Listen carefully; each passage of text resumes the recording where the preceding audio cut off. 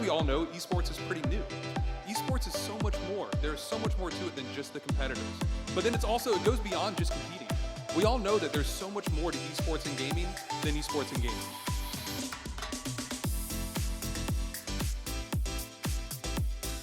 Hello everyone, today I'm here with Joy, our panelist at the WE Summit 7th edition in Busan, Korea. Welcome and thank you for your time. Yeah, thanks for having me. Let me do this. You just finished your panel, how is it? It was great. It was a lot of fun to be up there. Obviously, it's a lot of expertise that I was on there with, so I was learning a lot while we were talking. So it was a lot of fun. I thought it went really well. Good engagement, questions from the audience, online and in person.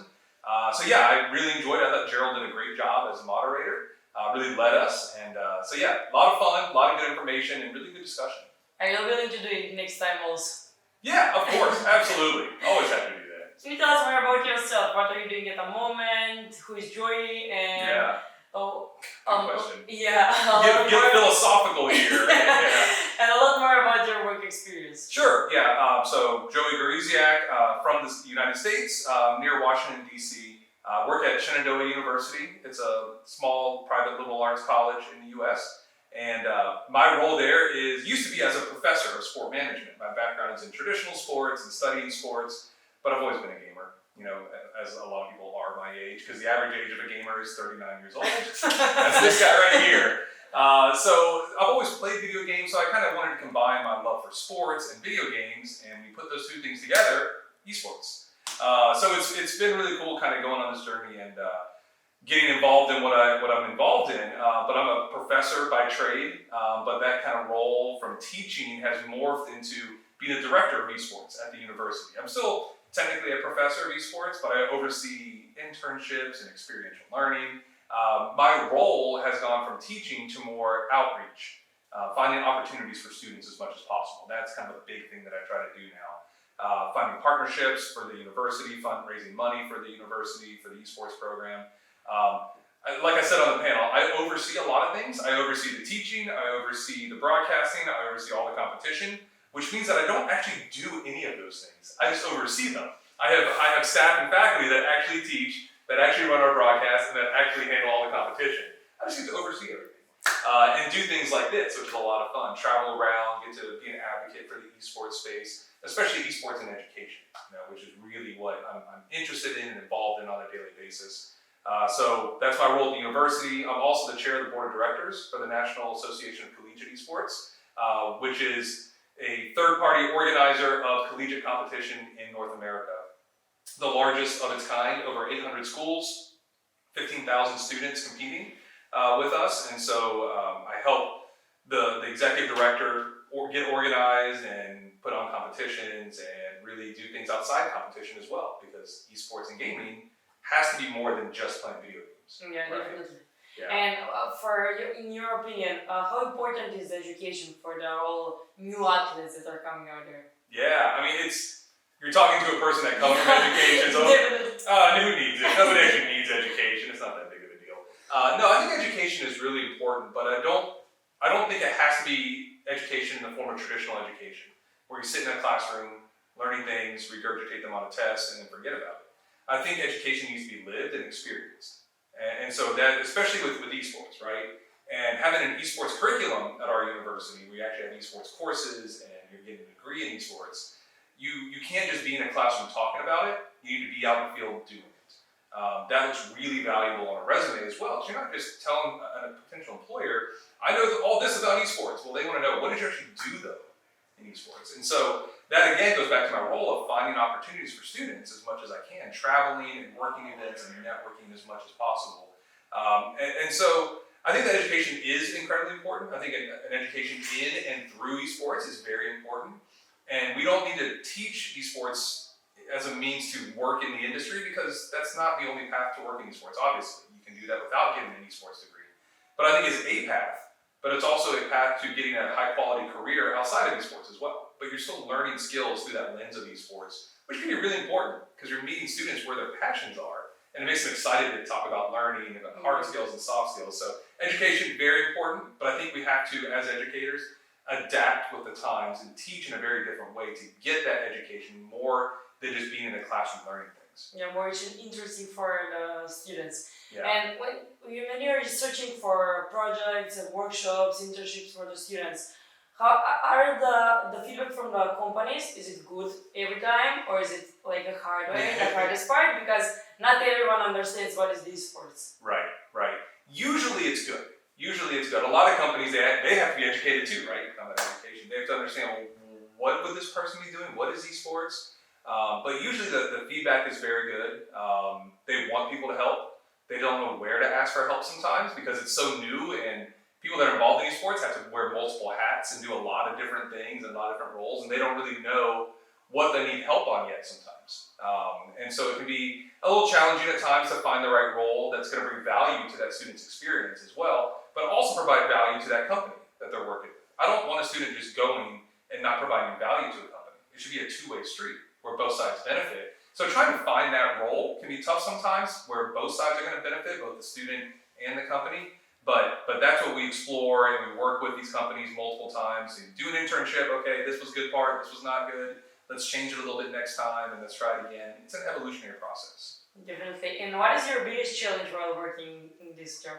Oh, it's not a challenge. Everything's easy. You heard it here. I think the biggest challenge for what I do is, I think esports in higher education, college and universities, is still so new that people just don't know much about it. And you're expected to do a whole lot of things, and the administration at the university doesn't know what you're doing. So you're kind of on an island. You're kind of by yourself. And you have to work with other coaches and directors at other places to kind of pick their brain on, hey, how did you do this? How did you do that? Because there isn't like best practices for esports in college right now. People are trying to figure it out on their own. And there's not a one-size-fits-all. So it's trying to build a program that is sustainable without the administration having limited input and giving you limited resources is also tough. Because you ask for $10,000, like, what do you need $10,000 for? We don't give that to psychology. I'm like, well, you give it to our athletics department though.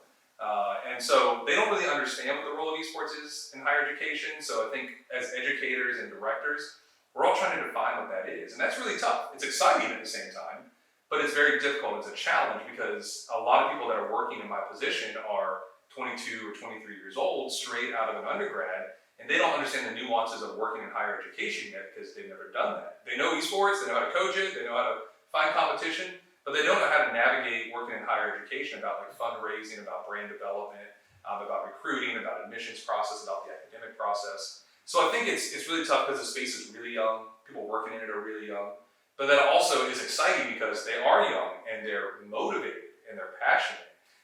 It's just going to take time for esports in higher education to figure out exactly what its role is at each institution and what the best ways are to set up a program is. So creating something from scratch, Yeah. and the development, and is it good or is it not good, or Right. what we need to change. We don't need to change anything in this part, and testing a lot of new stuff.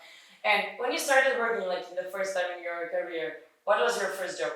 God, my first job. In this career field, I was a bag boy at a grocery store. That was my first job ever. Getting grocery carts from the parking lot and bringing them inside. That was my first job. But in this capacity in teaching, after I finished with my bachelor's degree, I got a job as what's called a paraprofessional in the United States, which was I would help in like a special education classroom. And I was assigned to one student who was a problem student, and I would basically walk him around from class to class every day. Just make sure he actually went to class and wasn't behaving badly in class and behaving appropriately. It was a really tough position that did not pay much money at all, but it got me into education. And that led me to go back and get my PhD. And then straight after my PhD, I've been working at Shenandoah ever since I've gotten it. So I've been at Shenandoah for 10 years as a professor and a researcher, and now morphing that into this director position. So it's been mostly in education in a couple different capacities. Teaching in high school as a parapro, teaching math and PE in high school for a while, coaching football and baseball in high school, and then morphing that now into being a professor and a director has kind of been that path. A really interesting start, definitely. Yeah. With that. Nice. And what is your next challenge, actually? Do you plan anything? Do you have any My next challenge is how to keep my wife from killing me because I go on so many trips. I think that's my next challenge. Wife problems. Yeah, it is. It's a challenge. I have the best wife in the world because she puts up with me traveling so much, and I have 2 kids at home too, and it's a challenge for sure. And like I mentioned, my job is to make sure I give students as many experiences as possible, and that includes leading a lot of trips. I didn't bring students here, but I've had students in South Korea before working events over here. In a week and a half from now, I'm leaving for Amsterdam to take students over to Amsterdam to work an event over there. And so traveling to all these different places, I want to bring students to Bali in December, that adds up and it's exhausting for everybody, so that certainly is a challenge, but that to me is a challenge going forward, continuing to find opportunities that provide value to all of our students while making sure to have a better work-life balance, because we all know in esports, there's not a good work-life balance sometimes. Yes. You have to be very intentional with when you take time off, when you're able to relax and disconnect from the esports world. Because it's nights, it's weekends, it's during the day, it's constant. Especially in a field that is so new, that we're trying to carve paths in. And so I also think that's international. West is what everybody calls it. But it's starting to figure itself out, but it takes time. It's young, it's new, it continues to grow. We as people in the industry need to keep at it as well. Because it constantly changes and morphs and evolves, and that's exactly what it needs, right? And so the esports ecosystem is exciting, it's fun, but it is a lot of work that people don't realize what happens behind the scenes. They think, oh, playing video games, that's all you do. Like, no, I don't play video games much, I play a little bit. But it just takes a lot of work and time, and it is a constant grind. It's work. It's fun work, but it's still work, right? Which game is your favorite? I'm a Legend of Zelda fanboy. I love the series. Breath of the Wild, right now, favorite game of all time. I'm doing another run through before Breath of the Wild 2 comes out in May. So that is definitely my favorite game. Was a big Halo guy growing up. Halo 1, Combat Evolved, not 2 or 3, any of the stuff that came after it. Those aren't good games. But big Halo fan and big Legend of Zelda fan. So you want to test also the games and explore. Exactly, yeah, exactly. Thank you for your time, it was lovely, and I love to see your students in Bali so they can experience and volunteer also in the event and see the whole tournament structure. Yeah. It's not just playing games, there's a lot more than that. A lot more. Thank you for having me, really appreciate it. Thank you, Jerry.